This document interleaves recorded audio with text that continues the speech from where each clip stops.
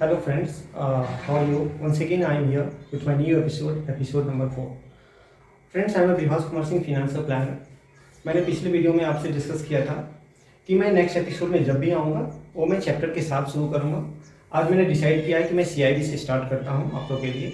तो in that CIB there are mainly 3 books which is compulsory book. First paper is ABM, Advanced Bank Management. Second paper is BFM, Bank Financial Management, and third one is optional paper. That the 10 option is you have 10 options. Any one you can select it. For especially मैं अपने बारे में बताऊँ तो मैंने retail banking रखा था, तो that was very easy for me because मैंने जो रिटेल बैंकिंग में पढ़ा था वही सब सारे रिलेटेड आया था रिटेल बैंकिंग से। तो इसीलिए मैं सजेस्ट करूँगा कि अगर आप रिटेल में हैं तो रिटेल बैंकिंग ले सकते हैं, नहीं तो फिर अगर आपको जिसमें चॉइस हो आप वो ले सकते हैं। इसमें कोई मैंडेटरी वाली सिस्टम नहीं है, आपको जो पसंद आएगा आप वो ले सकते हैं। Now see the content started that for the ABM Advanced Banking Management. इसके जो first episode model number 1 chapter number 1 model A के चैप्टर नंबर 1 में फंडामेंटल ऑफ इकोनॉमिक्स जो फर्स्ट चैप्टर है सी तो फंडामेंटल ऑफ इकोनॉमिक्स। यहाँ पे हमको इकोनॉमिक्स को समझना बहुत जरूरी है जो ये फर्स्ट चैप्टर है सी। इवन अ सिंगल लाइन और very few minutes means you can not understand the economics. However, I want to say something about the economics. See, if you see the book of any book, especially for a Macmillan also, that there only the 3 things is given.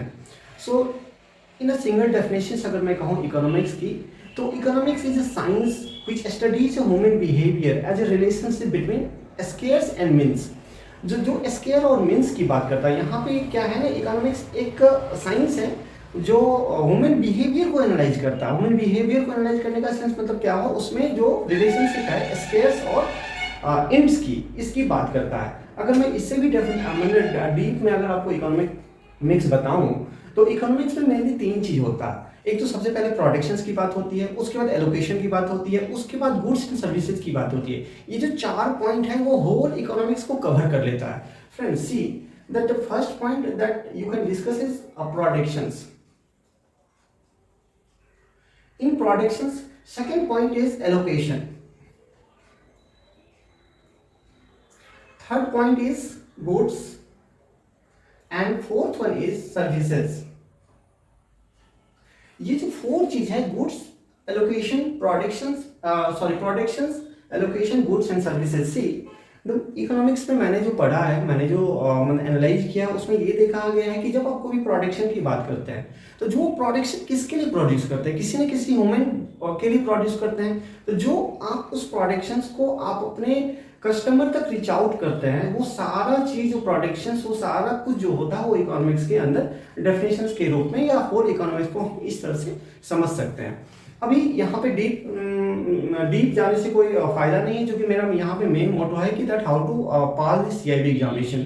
So that see the first thing is fundamental of the economics, you understand what is the economics. Okay, यहाँ पे 2 ही चीज बात होगी। Whole economics में अगर आप देखेंगे तो एक तो पहला बात होती है वो मीन्स की बात होती है, मीन्स, और दूसरा इंड्स की बात होती है। ठीक है, ये मीन्स और इंड्स मैं अभी बताता हूँ कि मीन्स और इंड्स का डेफिनेशन मतलब क्या अर्थ होता है। खासकर मैं इकोनॉमिक्स के डेफिनेशन में बहुत सारे विद्वानों के बीच में अपना एक मतभेद रहा, दैट कंट्रडिक्शन रहा, दैट जो भी विद्वान है, जो खासकर मैं यहाँ पे 3 विद्वानों को डिस्कस करना चाहूँगा, that each one have a separate that own concept and तो उन्होंने अपना जो है मत दिया है, मत इन द सेंस कि उन्होंने अपनी बातों को रखा है। So the first and very first that economics is the Adam Smith, जिन्होंने फादर ऑफ मॉडर्न इकोनॉमिक्स बोला जाता है। Adam Smith is also known as the father of modern economics. In the 1776, he has written one book. In the book, the name of the book was an inquiry into a nature and causes of the wealth of nation. So wealth of nation का मतलब ये हुआ कि इन्होंने जो भी economics को बताया है वो इन्होंने बताया है कि that money is everything. Okay. So इन्होंने आदमी से ज़्यादा इम्पोर्टेंस मनी को दिया है, तो इसीलिए इनके डेफिनेशन को बोला जाता है, it is also known as wealth of nation. Okay, wealth definition के नाम से हम जानते हैं इसको। तो इकोनॉमिक्स जो एडम स्मिथ की डेफिनेशन है उनको हम किसके नाम से जानते हैं? वेल्थ ऑफ नेशन के नाम, मतलब वेल्थ डेफिनेशन के नाम से जानते हैं। सेकंड डेफिनेशन है आपका द मार्शल्स डेफिनेशन। जो अल्फ्रेड मार्शल थे, उन्होंने अपने बुक में उन्होंने डिस्कस किया कि that he has given the more the value of man. उनका ये कहना था कि इकोनॉमिक्स में चूंकि मैन की वैल्यू ज़्यादा होना चाहिए, हम जो भी चीज़ प्रोड्यूस करते हैं वो किसके लिए प्रोड्यूस करते हैं? वो सिर्फ वुमेन के लिए प्रोड्यूस करते हैं। So that he has given more importance for the human only, that's why it is also known as the welfare definitions. Welfare definition means what? That everything we are doing for the well-being of the women only. So that's why this definition is known as the welfare definition. Okay, third one is the Robbins definition में क्या बताया है कि Robins का जो mainly definition है, उन्होंने means और स्कैर्सिटी के डेफिनेशंस की बात की है। तो इसके जो डेफिनेशंस का जो मेनली नोन होता है वो होता है स्कैर्सिटी डेफिनेशन। तो इनके डेफिनेशन को स्कैर्सिटी डेफिनेशन कहा जाता है। ये तीन डेफिनेशन में एक क्वेश्चन जनरली कभी कभी आता है कि ये डेफिनेशंस किससे कोरिलेट करता है। तो फ्रेंड एक क्वेश्चन यहाँ पे बन सकता है आपका, जो very first and very common question आता है, जनरली कभी कभी आता है, मैं ये नहीं बोलूँगा कि हर एक बार आता है, लेकिन तीनों में से एक डेफिनेशन के बारे में जरूर आता है। Yeah, so friends, just I want to discuss about the Robbins definitions here in detail. See, I just spoke here now the common definition of the economics itself. So the economics is a science which studies human behavior as a relationship between the ends and means. Here see the means. I'm just speaking about the means, and second one is, first one is means, second one is ends. Okay, so mainly we'll discuss here means the resources. See, आदमी की एक हिंदी में कहावत नहीं, हिंदी में economics की कहावत है कि इच्छाएं अनंत है, साधन सीमित है। इट मीन्स हुआ कि that man has unlimited Dzire but resources is limit. हमारी कभी भी इच्छाएं समाप्त नहीं होती है। अगर आज एक इच्छाएं मतलब कंप्लीट हो जाए तो दूसरी इच्छाएं शुरू हो जाती है। So the Robbin has emphasised this definitions only, so he has written here some characteristics also. See, the Robbins definition means that he has written that man has unlimited wants. In that man has unlimited wants means there is not a boundary line of the desiredness of man. Of a common man, I am talking, not a specially or very typical man. Everyone has some desire. अगर आप आज student हैं, आज अगर आप CIB पास करना चाहते हैं, तो जस्ट CIB पास करने के साथ ही आपकी एक नेक्स्ट जो डिजायरनेस वो शुरू हो जाएगा कि मैं अब क्या करूं। So man has unlimited that wants, but हमारे पास क्या है, साधन सीमित है। सी यहाँ मैं इकोनॉमिक्स